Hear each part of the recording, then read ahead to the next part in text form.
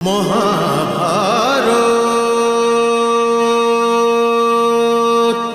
মহারথী, ভীম অর্জুনের সহায়তার জন্য যাচ্ছে। ভীমের ওখানে পৌঁছে যাওয়াটা আমাদের জন্য শুভ নয়। এই জন্য আমি তো যুধিষ্ঠিরকে আটকাচ্ছি, আপনি ভীমকে আটকান। যথাজ্ঞা আচার্যবর। সারথি, রথ ভীমের দিকে নিয়ে চলো।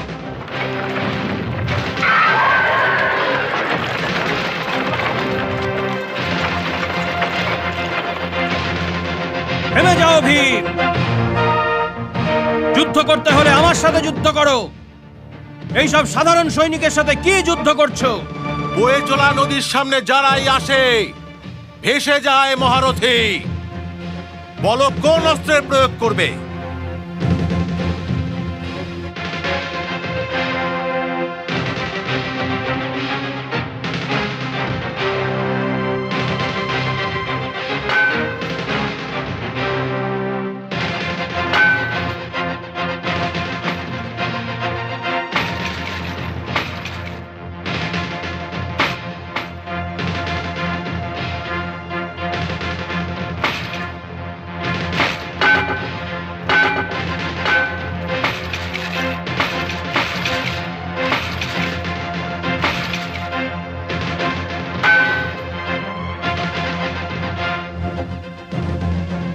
যুদ্ধ করতে হয়তো দ্বিতীয় কথা নাও মহারথী, নয়তো চুপচাপ নিজের রথের উপর বসো আর আমার সামনে থেকে সরে যাও।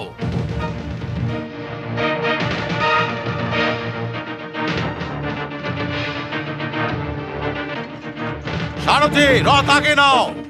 কোথায় চলেছ কুন্তী পুত্র? দাঁড়াও। আমাকে পরাজিত না করে তুমি অর্জুনের সহায়তার জন্য যেতে পারবে না।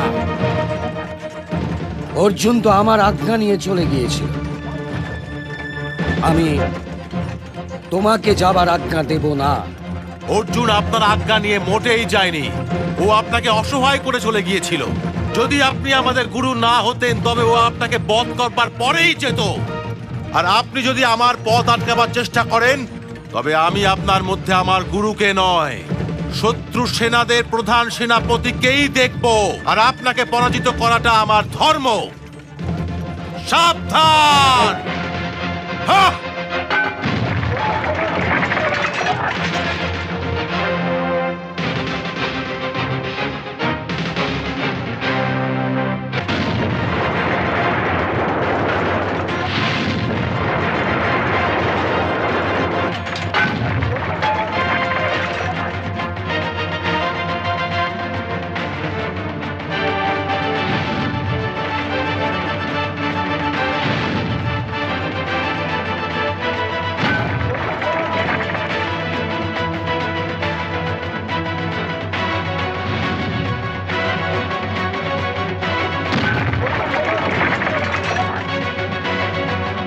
সারথি, রথ আগে নাও।